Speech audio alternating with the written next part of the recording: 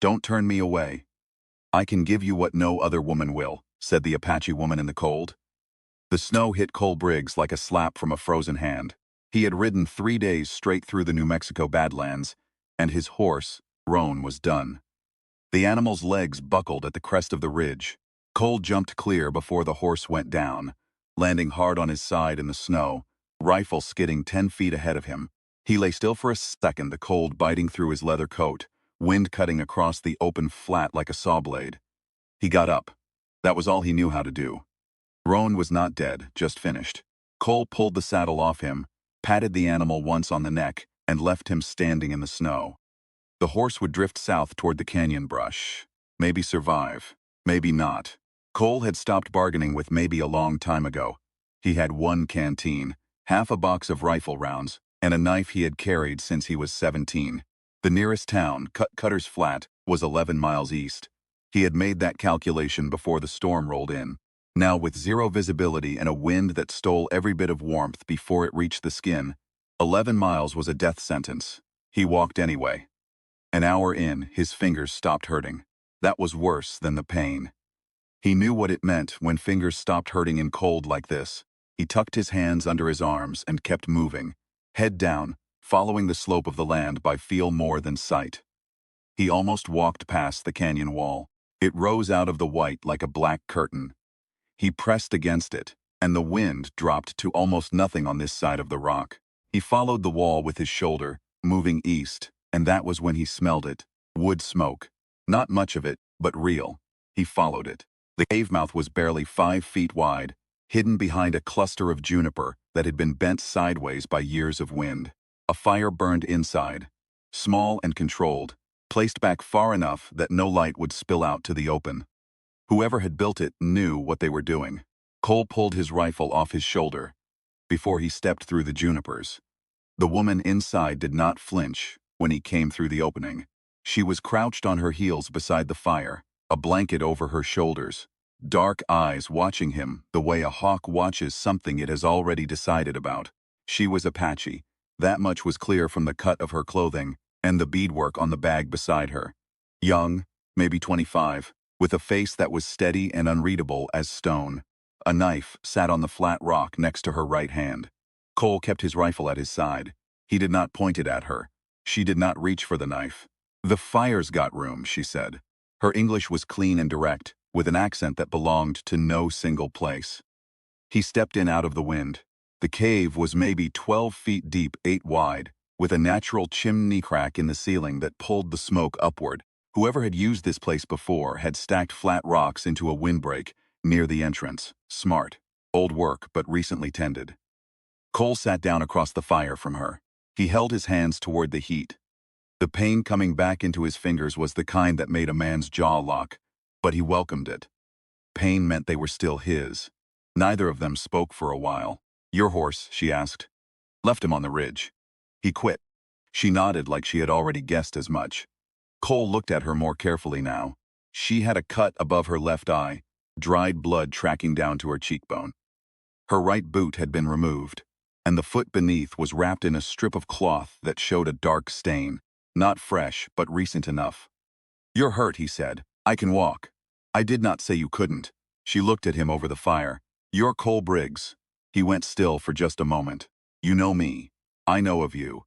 The men who are following me know you too. They will be glad to find us both here." She said it without drama, the way a person states the position of the sun. Cole turned and looked back at the cave mouth. The snow outside was still heavy, no visibility, but that worked both ways. "How many?" he said. "4, maybe 5 now. One of them rode fast toward Cutter's Flat 2 days ago. Could have picked up another rider by now." "Who are they?" She looked at the fire for a moment before she answered. "Men who want what I am carrying." Cole did not ask what she was carrying, not yet. He had learned a long time ago that the second question mattered more than the first. And this was not yet the time for the second question. Outside, the wind screamed across the ridge, and the fire pulled sideways in a brief draft before settling again. Cole unslung his rifle and laid it across his knees. He was not pointing it anywhere, just having it where it needed to be. The woman watched him do this and seemed to decide something. "My name is Nara," she said. "Cole," he said. as if she did not already know. "I know," she said, and something in her voice was almost dry enough to be called humor. The fire popped once. Outside, the storm owned everything. In here, there were two people, one fire, and trouble that neither of them had finished counting yet. Nara did not sleep that night. Cole managed 2 hours, the kind of sleep that was more like falling into a dark hole and climbing back out. Rifle still across his lap when he woke. The fire had burned to a low bed of coals, orange and steady. Nara had fed it twice while he slept. He did not ask how he knew that, he just knew. He added 2 sticks from the small bundle she had stacked near the wall and watched the coals take hold. "You were at the Plata River crossing," Nara said. She was sitting with her back against the cave wall, the blanket pulled up to her chin, watching him. "3 years ago, you and 2 other men, you stopped a group of riders from crossing onto reservation land." Cole kept his eyes on the fire. "I remember. One of those riders was a man named Decker Holt." The name settled into the space between them like a stone dropped in still water. "He is the one following you," Cole said. "Not a question. He is the one sending the men who are following me." She shifted, and the brief tightening around her eyes told him her foot was hurting more than she was showing. "Decker Holt is not a man who comes himself when he can send others." Cole had not seen Decker Holt since that crossing. He had heard of him, though, the kind of hearing that came from men in saloons, who stopped talking when they said a name. Holt had built something in the 3 years since. A network of hired muscle and crooked dealings that spread from the Texas panhandle north into Colorado. The law in most of those territories looked the other direction because Holt paid them to. "What are you carrying that he wants this much?" Cole asked. Nara reached into the bag beside her and pulled out a rolled piece of oilskin, about the size of a thick book. She unwrapped one corner and showed him without handing it over. Inside was a stack of papers, official-looking documents with stamps and ink seals. "Land agreements," she said. "Original copies, signed by the territorial governor and 3 Apache clan leaders. They confirm the boundaries of the southern grazing land that our people have used for 60 years. Holt has filed a competing claim in the court at Santa Fe. He cannot win that claim if these papers reach the federal land office in Albuquerque." Cole looked at the oilskin. "And you're riding alone?" "I was riding with my brother. He is in a canyon 2 days east, with a broken leg and a borrowed rifle, and enough food to wait 4 days." She looked at Cole steadily. "I need to reach Albuquerque in 3 days. Without those papers, his food runs out, and the case is dismissed." Cole was silent for a moment. Outside, the storm had dropped a level, still heavy, but no longer the screaming, solid wall it had been. Maybe by first light the visibility would open enough to move. "The men following you," he said. "Did they see where you came from? Do they know about the canyon?" "I do not think so. I lost them on the 2nd day by cutting north into the Badlands. That is how I found this place." She paused. "That is also how my horse broke through the ice shelf on the creek bed and threw me before I could get her out." "Your horse is gone?" Yes, Cole did the arithmetic in his head. His horse was gone too. 2 people, no horses. A storm that was maybe easing, and men with horses and a reason to ride hard when the weather broke. He looked at the cave entrance. The junipers outside were bent and white-loaded. First light was maybe 2 hours off. "There is a ranch," he said. "Belongs to a man named August Frey, German settler, been there 15 years. He runs a tight operation about 9 miles southeast. If we move when the storm drops and hit the canyon route, we can avoid the open flats where Holt's men will be searching. You know this land. I've passed through it three times. Not the same as knowing it." He stood and stretched his back, which was talking to him in the way that backs talk to men who had slept on cave floors in the cold. "Can you walk?" She stood without answering and put her boot on without flinching, though the way she set her weight told him the foot was a genuine problem. "I can walk," she said again. He believed her. He just was not sure for how long. Cole picked up his rifle and checked the load by feel in the firelight. 16 rounds in the magazine, another 12 in his coat pocket. Against 4 or 5 mounted men, with a head start and open country, those numbers were not comfortable. But numbers like that rarely were. "When we reach August Frey's ranch," Nara said, pulling her blanket roll tight and tucking the oilskin into her bag, "will he help us?" Cole thought about August Frey. A big square-shouldered man, with a red beard going gray, a wife named Lade, who made coffee strong enough to stand a spoon in, and two sons who had grown up knowing how to handle themselves. He'll help, Cole said. August Frey is the kind of man who helps, because it is the right thing to do, and he has never cared much who knows it. Nara nodded. She slung her bag across her shoulder, and in the gesture Cole noticed she winced just once, and then was done wincing. He kicked the coals apart and covered them with ash from the cave floor, breaking them down to nothing that would smoke or signal. Old habit.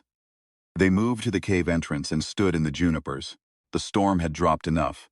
The flats ahead were white and still, but the sky to the east showed the faintest gray edge of approaching morning. 9 miles. A bad foot. 4 or 5 riders who would be moving at first light. Cole looked at Nara. She was looking at the gray edge of the sky, with an expression that was not afraid and not reckless, just ready. They stepped out into the cold and moved east, keeping to the base of the canyon wall, where the rock broke the wind and the shadow covered their tracks for at least the first mile. The cold had a different character in the hour before dawn. It was not angry the way it had been in the storm. It was patient. It sat on top of everything and pressed down, and Cole felt it in his chest with every breath. A tightening that reminded him to keep moving because stopping was the invitation it was waiting for. Nara matched his pace. She said nothing about her foot, and Cole said nothing about it either. Every half-mile he checked her tracks in the snow behind them. She was favoring the right foot, but her stride was even and she was not drifting, which meant she was managing it. They had covered 3 miles when Cole heard the horses. He caught Nara's arm, and they stepped into the shadow of a boulder cluster that pushed out from the canyon wall. Cole dropped to one knee and tilted his head. 2 horses, maybe 3, moving from the northwest at a steady trot, not running, searching. They found where I crossed the creek, Nara said quietly. The horse will have left clear sign. How far north did you come before turning back east? 2 miles, maybe a little more. Cole did the calculation. If Holt's riders found the creek crossing and worked east along the trail, they would hit the area near the cave in an hour. Maybe less. They would not find the cave easily in all that snow and brush, but they would find tracks leading out of it the moment the sun got above the ridge and the shadows lifted. We need to move faster, he said. I know. She was already standing, weight forward, ready. They left the boulders and crossed a flat stretch of snow that Cole hated the whole time they were on it. Open ground, no cover. He kept his eyes on the northwest ridgeline and moved at a pace that was just short of a jog. Behind him, he heard Nara's breathing pick up but stay controlled. They made the next stretch of canyon wall, and Cole counted that as something. The suns came up an hour later. The light changed the whole world. The snow went from gray to white gold, and everything that had been hidden in shadow became visible, including them. Cole pulled them into a shallow gully that ran parallel to the direction they needed to go, and they moved inside it, below the sight line of the open ground above. It was slower going. The gully had ices along its floor, and loose rocks under the ice that shifted underfoot. Nara went down once, catching herself on her hands, and when she stood, her right leg was shaking with the effort of not letting the foot take the impact. Cole stopped. Let me look at it. We do not have time. We have less time if you go down hard on that foot and cannot walk at all. She stared at him for a moment, then sat on a rock and held the foot out. He unwrapped the cloth. The ankle was swollen badly and bruised a deep color that meant more than a simple twist. It was not broken. He was reasonably sure of that because she had been walking on it for 2 days, and the bone had not given way. But it was a serious sprain, and the cold that had kept it from swelling worse was also slowing her circulation. He pulled off his outer scarf, the long wool one he had bought in Albuquerque 2 years ago and had mostly regretted carrying, and rewrapped the ankle tightly. Better support. Not a fix, but better. 6 miles left, he said. I know how far it is. I am not questioning whether you can do it, he said. I am telling you what we are looking at. She tied the cloth off herself and pulled the boot back on. What happened at the Plata River crossing? She asked. Why were you there? Cole picked up his rifle and checked the ridgeline above the gully before he answered. I was hired to stop encroachment onto land that was not open for settlement. Private contract. Paid by a land rights group out of Denver. and Decker Holt was trying to cross. Holt and 14 others, we turned them back. He looked at her. 2 of his men drew on us. We defended ourselves. Those 2 men, she said, standing carefully and testing her weight, were Holt's younger brother and his cousin. Cole had known one of them was Holt's brother. He had not known about the cousin. He filed that information away in the place where he kept things that explained why people wanted him dead.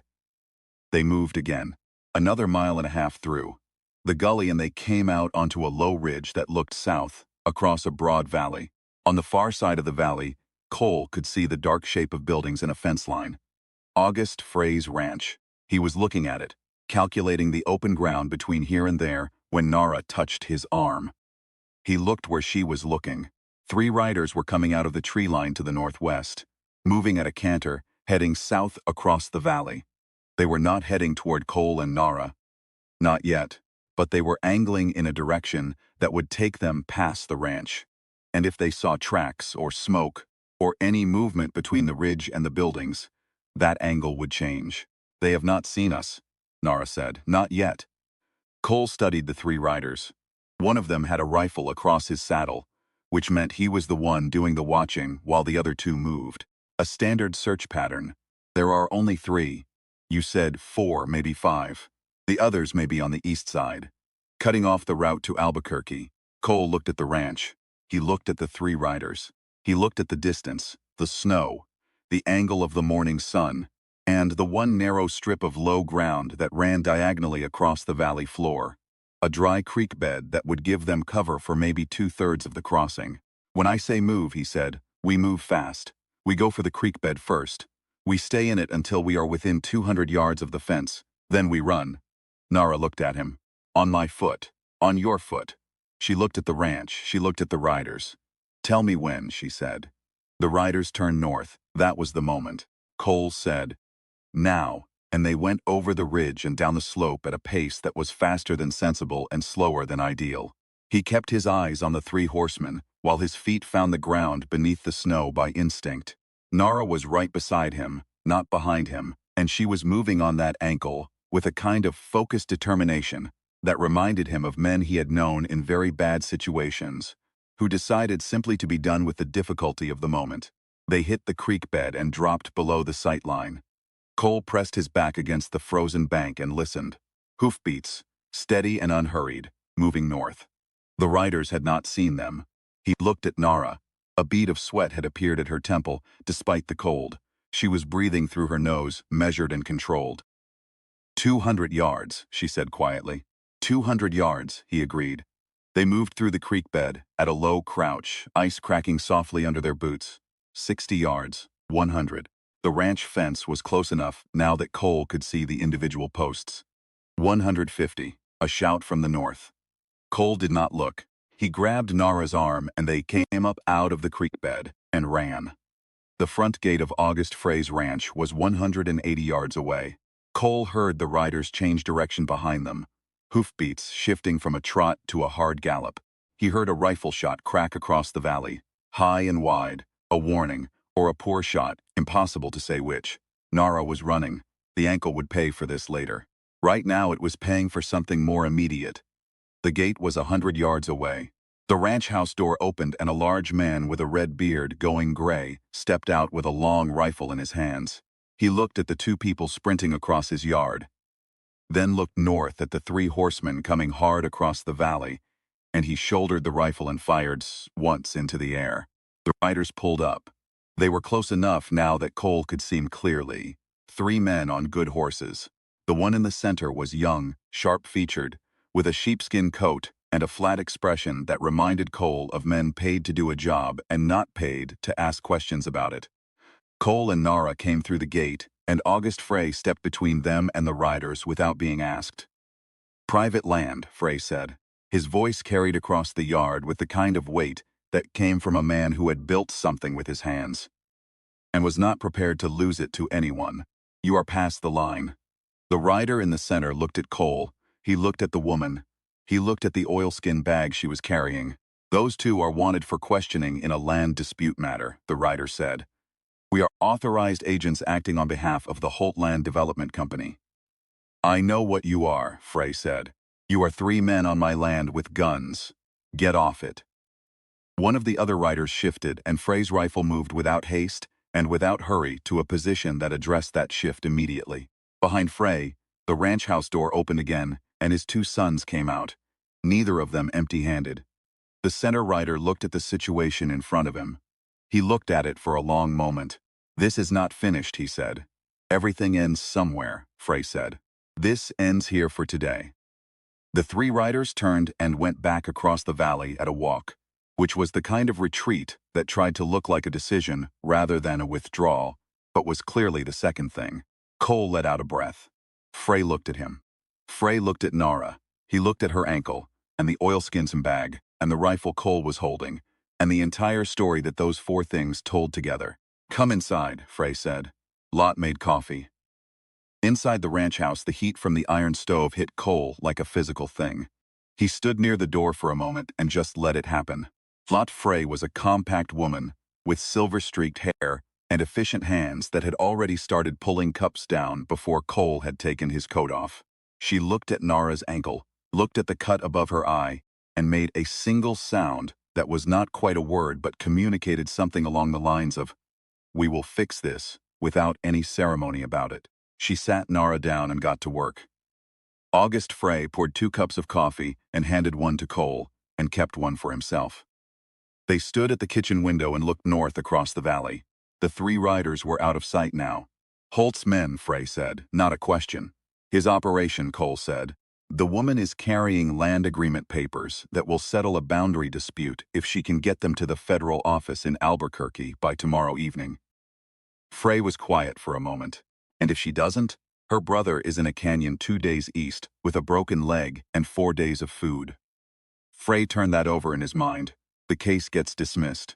Holt's competing claim goes through. That's the shape of it. Frey drank his coffee.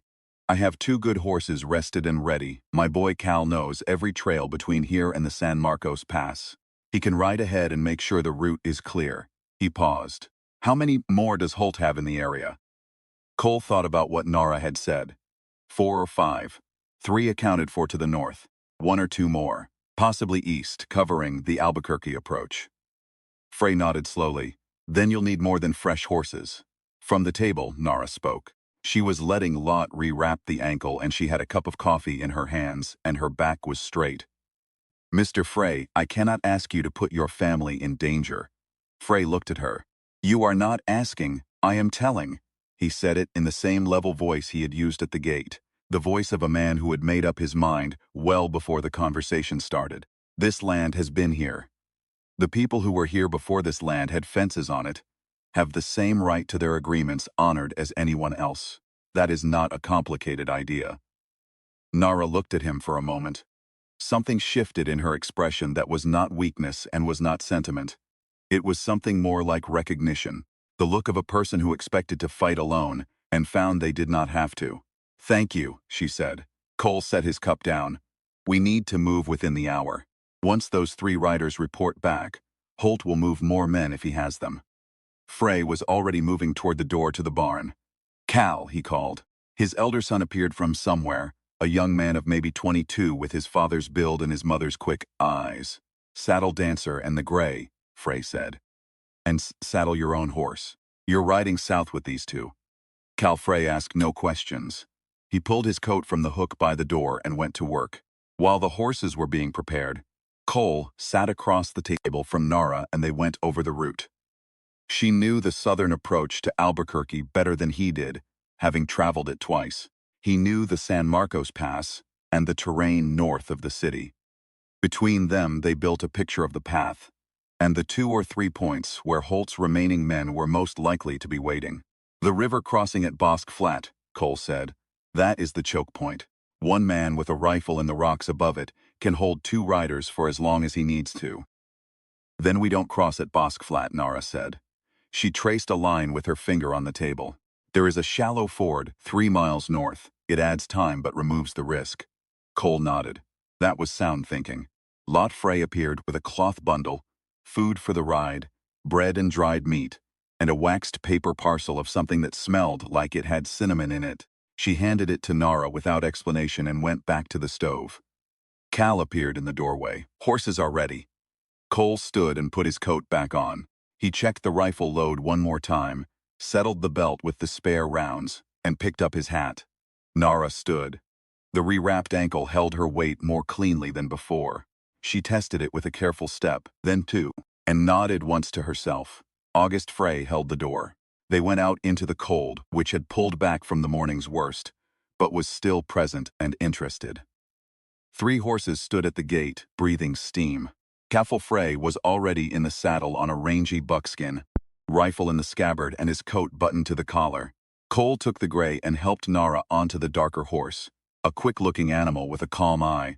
He looked back at August Frey, standing in the doorway of the house he had built 15 years ago on ground that nobody had given him, that he had simply decided was going to be his, and had made it so through 15 years of cold mornings and hard work.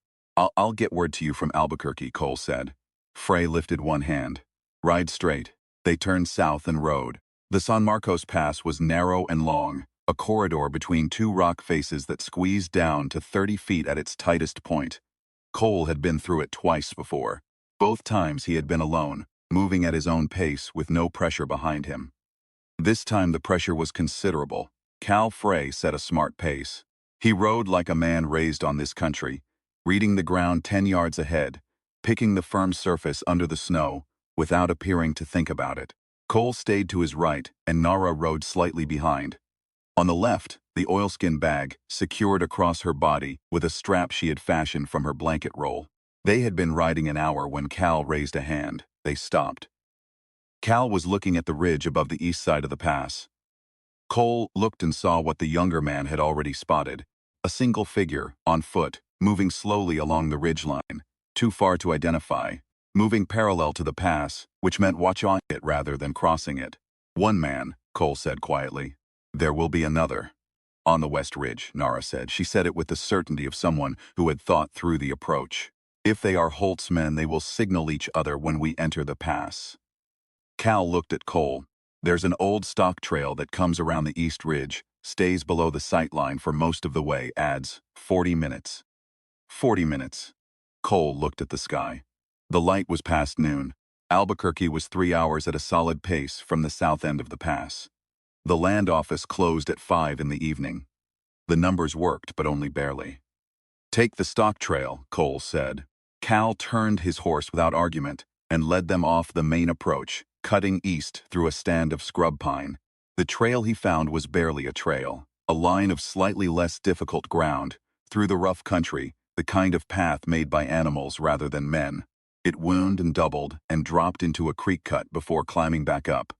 Nara's horse took it well. Nara herself took it without complaint, though Cole could see in the set of her jaw that the ankle was pressing its objections with every uneven step the horse took.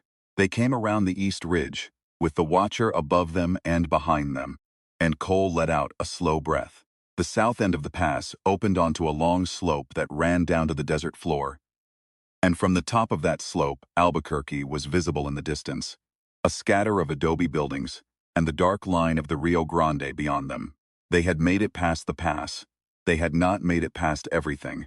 The rider came out of the rocks at the base of the slope at a hard gallop, cutting left to right across their path, and he was already pulling a pistol when Cole put his heels to the gray and came at him from an angle.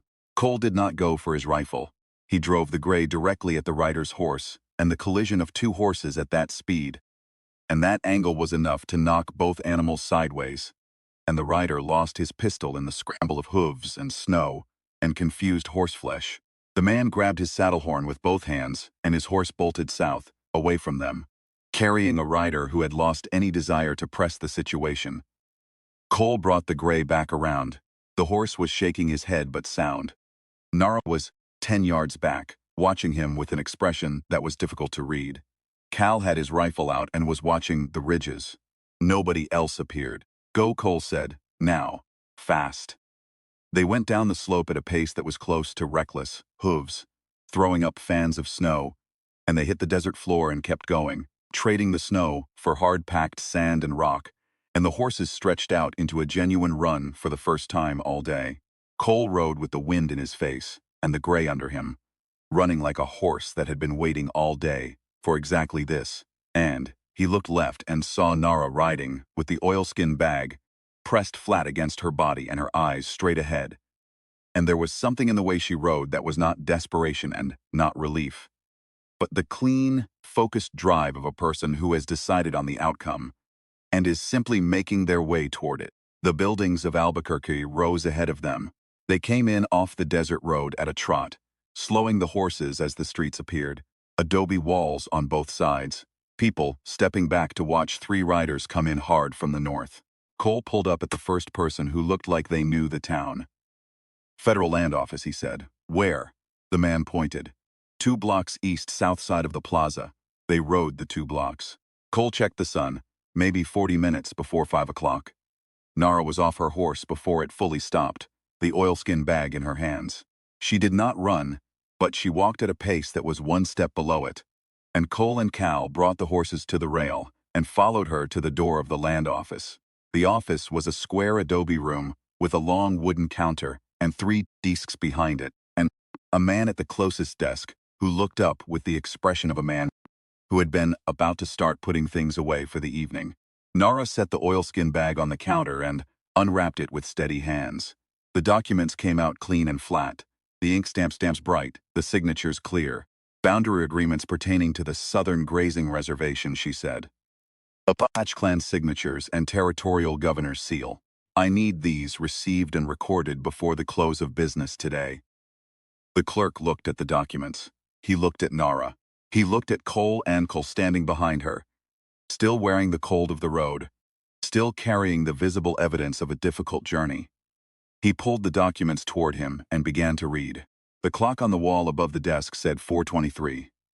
At 4:41, the clerk stamped the last page, wrote a receipt number across the top of the pile, and handed Nara a receipt slip.